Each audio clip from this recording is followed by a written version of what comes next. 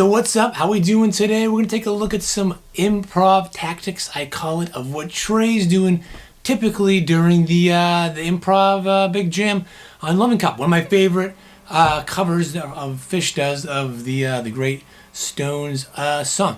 We could look at a million things, but let's just whittle it down to 3 things, and let's listen to me playing with the track for each of them as examples, and then I'm going to kind of talk about what's going on. So let's listen to the first one, see what's going on.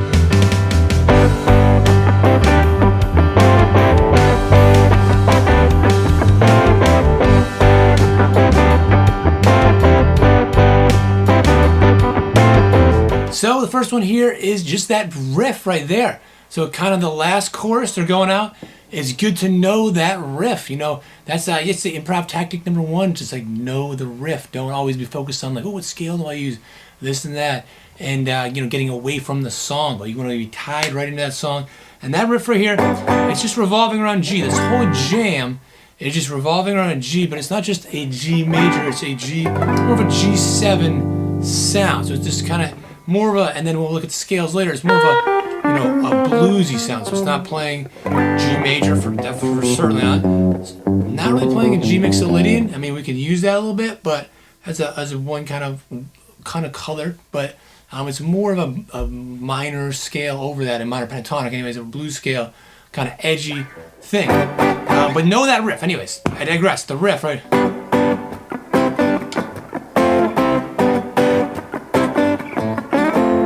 What that is just playing triad. It's revolving around a G and then C triad.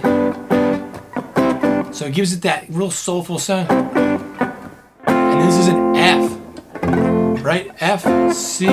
But it's not really playing, G, C, F, C, all this stuff. Overall, it's playing those small triads, those chords on top of G, the note. So in the bass, I'm laying on the bass here, and it's, I'm kind of moving this as the jam goes, kind of playing off the place, but I'm revolving around, just hitting that root of a G. And the piano player, I wish I could say it was me, he's kind of pulling away as we go. You'll see he starts to pull and play these different chords, but it still kind of revolves, which is typical kind of like stuff Page would do. It makes it sound like it's floating off and pulling away, but it's still kind of grounded in just G. So no matter what you play at C, it sounds like over a G. You get that F. And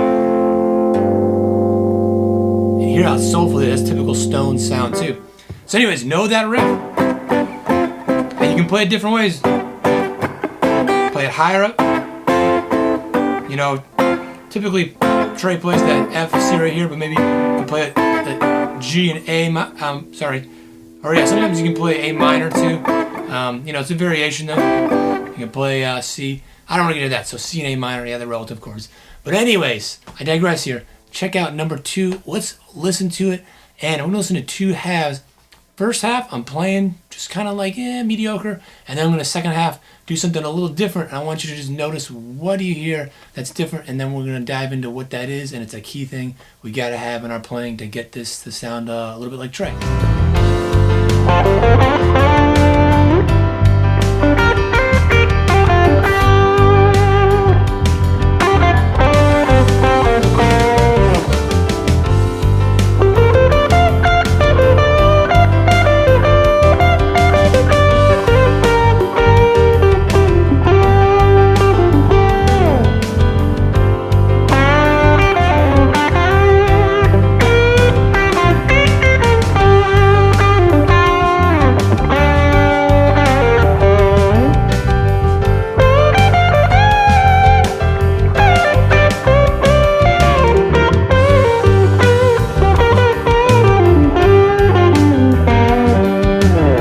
So 2 parts here, kind of. We have, one is that we're playing the G minor or G blues scale. Same thing, we're just adding that one note if you want to call it the blues scale. So we'll say blues scale. So first half, I'm just playing along, just playing the notes. It sounds okay, but then the second half, I don't know if you noticed, I started adding lots of bends, so of course just Trey's playing in general, but especially this one, get that bluesy edge. Lots of big bends, And little ones too. So like when you play this note, don't just play it, but just a little. Gives it a little bit of attitude, you know? So that's it with that one. No matter what you're doing, you're playing up high. But really focus on adding lots of bends. You know, come up with little melodies, like maybe you like that. And then see if you can bend it.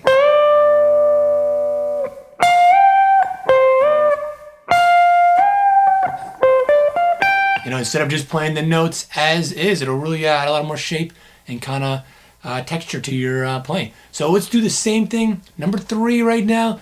Let's listen to me playing very mediocre and then playing a specific thing. I want you to just kind of listen to it, notice, and then we'll see what's going on.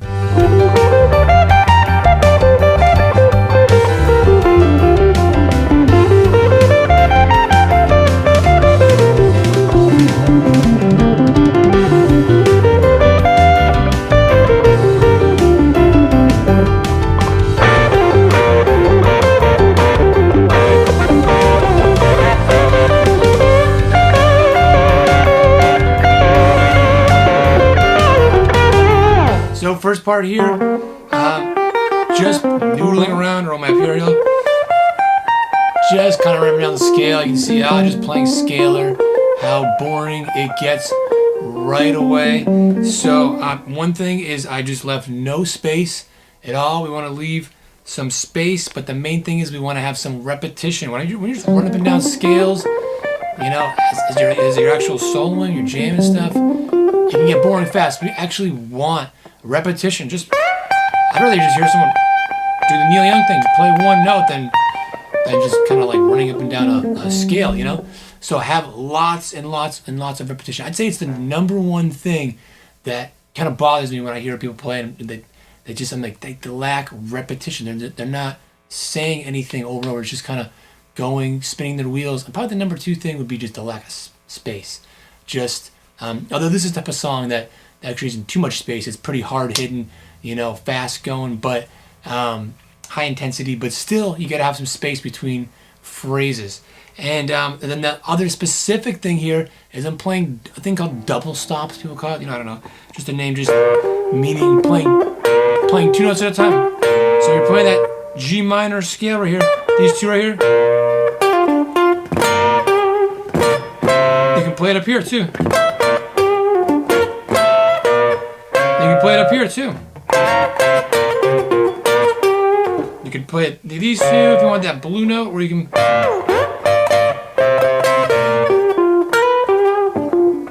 I'm throwing that major third a little bit. You can throw that in too. That's it. Another little tactic, you know, so you're not just doing just the blues scale, but throw that major third of the G in there. And you can also take these double stops, whatever you're doing, and bend them.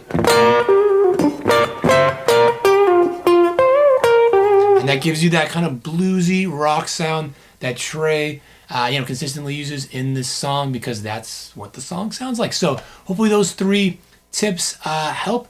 If you want to try them out, apply them right away, just check out the backing track I've got. Again, just try some repetition and try using those double stops. Definitely bend stuff, and make sure you know that opening riff that'll help you just get better with your chords and know the sound of the jam and stuff. So have fun with that, and I'll see you in the next video.